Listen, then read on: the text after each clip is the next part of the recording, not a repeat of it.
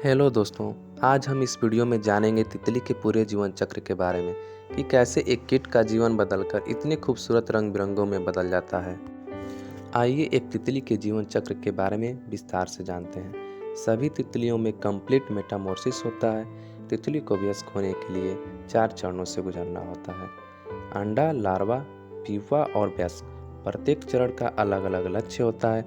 उदाहरण के लिए कैटरपिलर को बहुत खाने की आवश्यकता होती है और वयस्कों को प्रजनन करने की आवश्यकता होती है। तितली के प्रकार के आधार पर तितली के जीवन चक्र में 1 महीने से लेकर पूरे 1 साल तक का समय लग सकता है।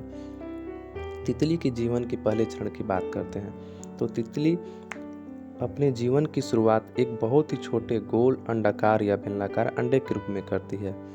तितली के अंडों के बारे में सबसे अच्छी बात विशेष रूप से मोनार्क तितली के अंडे यह है कि यदि आप काफ़ी करीब से देखते हैं तो आप वास्तव में इसके अंदर छोटे कैटरपिलर को बढ़ते हुए देख सकते हैं। कुछ तितली के अंडे गोल हो सकते हैं, कुछ अंडाकार और कुछ काटने का निशान वाला हो सकता है। तितली के अंडे आमतौर पर पौधों की पत्तियों पर रखे जाते हैं, इसलिए यदि आप इन अंडों को देखना चाहते हैं तो आपको कुछ पत्तियों की जांच करनी होगी।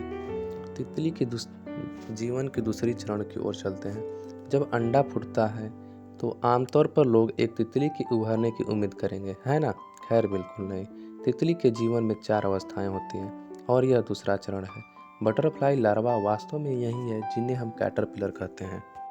कैटरपिलर इस अवस्था में बहुत अधिक समय तक नहीं रहते हैं। कैटरपिलर का काम केवल खाना होता है। कैटरपिलर उस पत्ती को खा जाएगा जिस पर उसका जन्म हुआ था। यह वास्तव में महत्वपूर्ण है क्योंकि मदर बटरफ्लाई को अपने अंडे उस प्रकार के पत्तों पर रखने की आवश्यकता होती है जिसे कैटरपिलर खाएगा। प्रत्येक कैटरपिलर केवल कुछ विशेष प्रकार की पत्तियों को ही खाता है। कैटरपिलर को खाने की आवश्यकता होती है ताकि वो जल्द से जल्द बढ़ सके। तितली के जीवन का तीसरा चरण, प्यूपा। प्यूपा अवस्था एक तितली के जीवन के सबसे अच्छे चरणों में से एक है। जैसे ही कैटरपिलर बढ़ता है और वे अपनी पूरी लंबाई या वजन तक पहुंच जाता है तो वे अपने खुद को एक प्यूपा में बनाते हैं जिसे क्राइसलिस भी कहा जाता है। प्यूपा के बाहर से ऐसा लगता है कि कैटरपिलर बस आराम कर रहा है, लेकिन अंदर वह जगह है जहां सारी क्रिया होती है। प्यूपा के अंदर कैटरपिलर तेजी से बदल रहा है। अब जैसा कि ज़्यादातर लोग जानते हैं, कैटरपिलर छोटे ठुंडदार होते हैं और उनके पंख बिल्कुल नहीं होते। और प्यूपा के अंदर कायापलट परिवर्तन होगा जो तितली को बनाने वाले सुंदर भाग बन जाता है जो उभरेंगे। जब तक प्यूपा समाप्त नहीं हो जाता तब तक कैटरपिलर के ऊतक, अंग और सभी अंग बदल चुके होते हैं। अब तितली के जीवन चक्र के अंतिम चरण के लिए तैयार है, वयस्क तितली। अंत में जब कैटरपिलर ने प्यूपा के अंदर अपना गठन और परिवर्तन पूरा कर लिया है, यदि आप भाग्यशाली हैं तो आपको एक वयस्क तितली उभरती हुई दिखाई देगी। जब पहली बार तितली क्राइसलिस से बाहर निकलती है तो दोनों पंख उसके शरीर के खिलाफ नरम और मुड़े हुए होते हैं। ऐसा इसलिए क्योंकि तितली को अपने सभी नए हिस्सों को प्यूपा के अंदर फिट करना था।